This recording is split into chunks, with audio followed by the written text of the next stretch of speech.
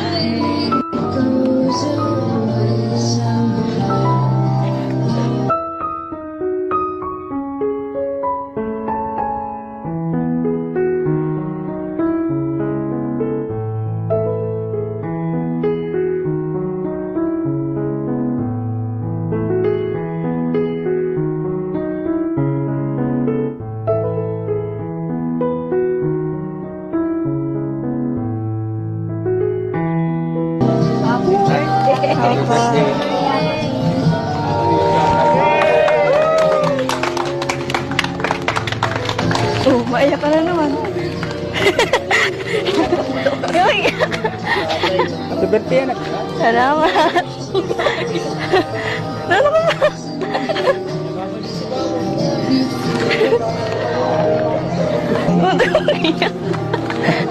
Huwag pigilan na eh. Ano ba? Ayos ka lang. Oh, unas. Kumusta lang natin si Rachel ngayon at kung ano kanya naramdaman. Rachel, kumusta? Anong pakiramdam? Ano po, nakakagulat. Hindi ko alam ipaganto. May pa-red carpet, ano? Grabe. Nung birthday ko, ano lang, madaan lang dyan, walang ganito. Simple lang. Simple lang, ano? Ikaw naman po, tatay. Ano po yung naramdaman nyo ngayon? Sobrang saya kasi ngayon lang niya naramdaman yung ganito eh. Kaya pag tuwing ma-birthday siya, ganyan lang. Simple lang, ano? Pero ngayon, Para pansit bonggacious. lang. Ngayon eh, lakad pa siya ng May ganyan. lakad pa siya, red carpet na. Paano pa kaya sa debut niya, ano? Baka mas bongga pa. Kaya nga sabi ko, natupad mo na yung pangarap mo na magkaganyan ka din. Dito kayo mga kapatid, tatanungin lang natin sila ng birthday wishes nila, ano? Oh, grabe, maganda din ang mga suot nila, oh. Ayan, Hazel, ano masabi mo kay ate mo ngayong kanyang birthday? Unang-una po, happy birthday ate. Ate May. Wish ko lang sa'yo na sana lahat ng pangarap mo matupad mo. Siyempre, mag-aral ka muna ng mabuti para makaharap ka ng, para makapagtapos ka siyempre, tapos makaharap ka ng magandang trabaho. Engineer. Oh. Yun. Nga. Tapos, yung pangarap natin na 5th floor na bahay, matupad na natin. Oo, wala namang masamang mangarap. Diba? Yun lang po. Okay, next, si Shara Lee. Ayan. Ate Maya, happy birthday. Salamat. More birthday to come. I wish you all the best. Itlog ka namin. Wow, dalawa si ano. Ikaw naman, Ian. Ito si Ian, mahabang sasabihin nito, bro. Mahaba ang sasabihin nito. O, Ian, sabihin mo lahat. Sabihin mo lahat, pagkakataon mo na to. Happy birthday po, Ate May. Marap ka kay ate mo. Happy birthday po. Ang wish ko po sa inyo, sana po makapagtapos kayo ng pag-aaral, tapos makahanap po kayo ng magandang pamumuhay. Yapapin mo. Yun. Ito na, ang bunso. O, anong wish mo kay ate mo? Sana po makapagtapos po siya ng pag-aaral at makahanap po ng magandang trabaho. Inulit mo lang yung wish niya, iba naman. Iba naman. Iba naman. O, anong ibang wish mo sa kanya? Yung hindi ka parehas. Yun lang. O, sige, yakapin mo si ate mo. Yun. Si Rachel po ay nakatira po kina tita. Yan, tita, ano po yung birthday wish mo para kay Rachel? Ang birthday wish ko sa kanya, sana wag siyang magbago. Mabait, malambing.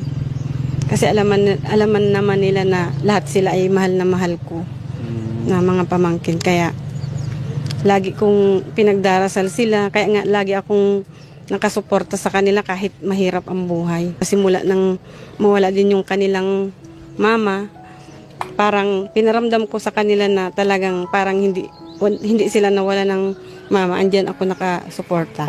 Grabe, siya na po yung tumayong ano. Salamat, tita.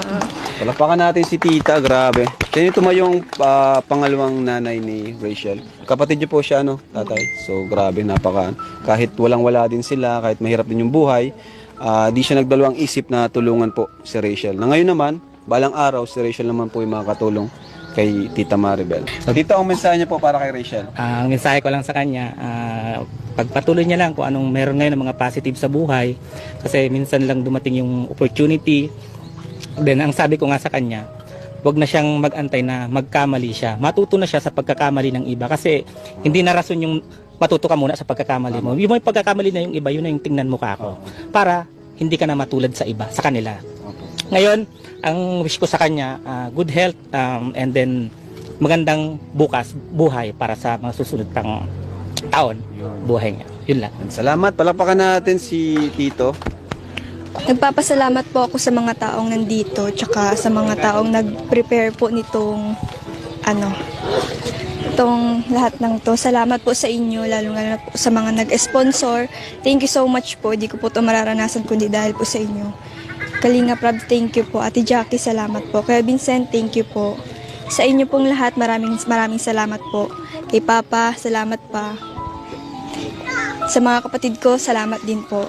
Tsaka kay Tito at Tita, salamat po. Thank you po sa lahat nandito. Pero well, walang mensahe sa kanya. Kahit wala dito. Tsaka din po sa Team Rochelle Fanatic. Thank you po. Kay Rowel naman po. Hi. Charis.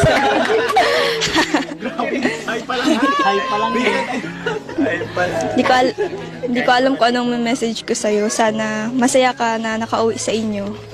Tsaka enjoy. Ayan. Ang sabi mo? Andito na nga ako. Upo ka muna, Rachel. Upo ka muna. At, uy, may TV pa, oh. Sa to galing. Ate Joy, para aware din kami.